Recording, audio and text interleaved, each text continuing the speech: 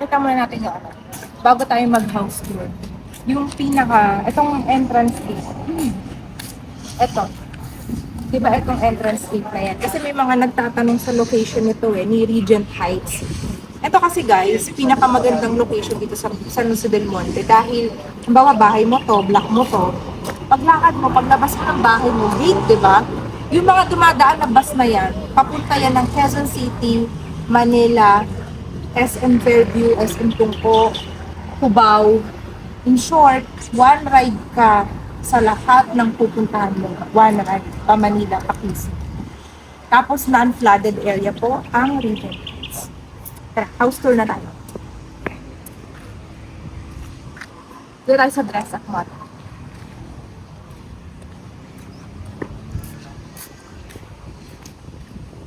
Ang Regent Heights po ay townhouse. Pag sinabi natin townhouse, cluster po yan. Yung pagtayo niyan, halimbawa, pwedeng sa isang block, may 6, may 10, may 12 na units, cluster. Ganyan po, townhouse. Up and down. Tapos, yung lote niya, ito siya, minimum natin yung 50. 50 square meter minimum lot. Yung pinakatayuan ko lang, ito na yung magiging carport. So, yung mga maliliit na sasakyan, hatchback, perfect dito. Kapag nakasedan ka, alapas lang siya ng konti dito. So, hindi mo siya mapapag-gate and fence. Nagpas siya dyan. Parang ganun yung magiging ano niya. Pagka mas malaking sasakyan mo. Pasok tayo sa loob. Ang turnover niya po ay complete finished. Steel door to Steel door. May parang kang hallway. Papasok. Ganyan o. May hallway siyang design. Parang ganun. Then, ito, dress up model to ha. Bali, ito yung magiging living area mo. Malaki yung floor area natin. In fairness ha, ang floor area nito 65 square meter. Malaki yun. Yung mga single attached nga namin, nasa 65 na yung floor eh. Ito, townhouse. Kaya maluwag talaga siya. Ano to 3 bedrooms, 2 toilet and bath. Complete finished. Tignan mo yung 6-seater dining table dito. Ang luwag-luwag pa. Diba? Tapos, ito, sa turnover, kasama to. Ito yung magiging kitchen area mo. Dalawa yung CR mo, taas, baba. Meron ka pang service area sa likod. Pag tinurn over tong service area na to, may mataas na partition, mas mataas pa sa akin. Ipapa-roof mo na lang yan.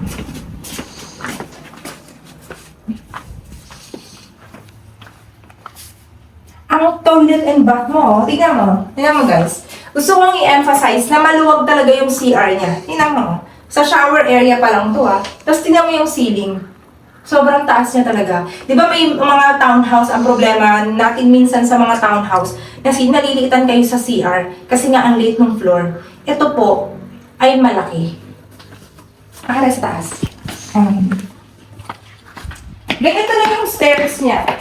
Tapos mataas pa yung ceiling niya dito, guys. Pwede kang maglagay ng drop lights or chandelier. Ayan, taas ng ceiling. Itong tiles niya sa second floor, ganito na yan sa turnover, nakatatlong bedroom ka na. Kasi pag sinabi natin complete finished, gamit na lang yung kulang. Okay na, naka-partition na lahat. Siyempre yung mga closet, ikaw na yan. Magpa-customize, pwede. So ito siya, bedroom number 1. Bedroom number 2 mo maluwag. Sobrang luwag ng bedroom number 2 mo. Akala nga nung iba masters to, pero hindi pa to yung master's bedroom. Sa sobrang taas ng ceiling niya, pwede mo pang gawing lofted. Diba, no? Pang big family, perfect. Luwag pa ng hallway mo. Pa tayo ng master's bedroom. So, queen size, double bed, pwedeng-pwede. Ang master's bedroom mo, guys, ay maluwag. Itong ginawa tong yung space na dito, ayan, ginawang nagpa-customize ng closet para sulit, no? Magamit mo, ma-maximize mo yung space niya.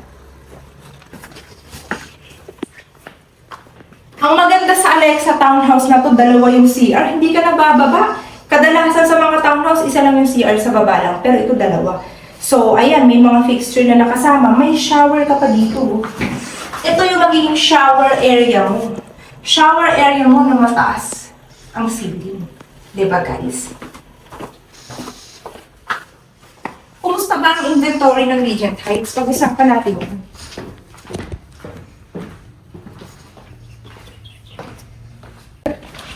So, ayan, view from here. Ayan guys, ang Regent Heights ay marami ng blocks na sold out and then sa ibang blocks, konti na lang yung open. Ano tong Regent Heights sa may mga nakalipat na dito? Mga 4 or 5 homeowners, lumipat na dun sa mga RFO. So dito ang options natin, pre-selling tsaka ongoing construction, soon to be RFO. Okay?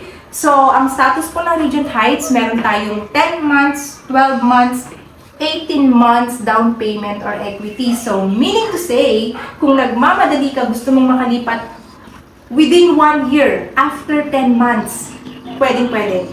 Kasi yung ongoing nila, si developer is committed to finish it in 10 months. Tatapusin ng 10 buwan. Tapos, ipaprocess ang iyong pag-ibig financing. Kapag okay na, approve na, turnover ng unit. Diba guys? Tayo dito ay may amenities, may function hall, parks and playground, covered court, commercial areas, 24-hour security, jogging path. Kahit meron siyang small river doon na, sobrang taas ng harang nun na, never po yung umaawas or anything like that. Mabango, aesthetic pa siya ng subdivision kasi gagawin jogging trail, tapos lalagyan ng mga puno or bamboo, something like that, design. At non-flooded area po ang San Jose del Monte ever since, di ba? Kung taga dito ka, alam mo na yan. Pero kung hindi ka taga dito, I'm telling you, this is a non-flooded area. Okay? So, prime location, pwede sa pag-ibig. Kung wala kang pag-ibig, kung may issue sa buhay, in-house financing ka. Siyempre, mas mataas ang interest ng in-house financing, pero di ba, what can you do? Direct kay developer kasi ang in-house financing, less hassle, less documents, pwede yun. Pero kung ikaw ay pag-ibig member, siyempre magpag-ibig ka, di ba? OFW, locally employed, or if you have business, for as long as you can show us your proof of income, pasok ka po dito at syempre active pag-ibig member, diba guys? So, let's talk about the computation. So, gaya ng sabi ko, may mga options dito, di ba? Ito ang ating starting total contract price for Regent Heights. Ayan po siya. Flashing on your screen. At ang ating reservation, ayan po siya. Ang down payment natin, kung 10 months na down payment, ibig sabihin, gusto mo yung mas mabilis na turnover, like 1 year turnover. Ito po siya. Pero kung hindi ka naman nagmamadali, piliin mo yung pre-selling na 18 months yung down payment. Pag 18 months down payment, ito lang yung monthly mo. Ayan lang. Yan. So yan ay 2 years turnover. Diba? Kasi nga, pre-selling yung pinili mo. So, depende yan na kung ano yung sa pangangailangan mo, di ba? At syempre, ang ating required salary, guys, meron tayong required income, basic salary, pwedeng solo, pwedeng combined income, may co-borrower, pwede yan, ito siya. Yan. So, dito po ay bawal mag-walk-in. You have to contact me directly to schedule an exclusive viewing appointment, tripping, may number, ayan, Viber, WhatsApp, chat mo lang ako, 0917-114-2422. Syempre, you can visit my website, my name, www.nicoleshane.com. Yan siya. And don't forget to hit like and subscribe to my YouTube channel. I hope to see you guys and thank you for watching.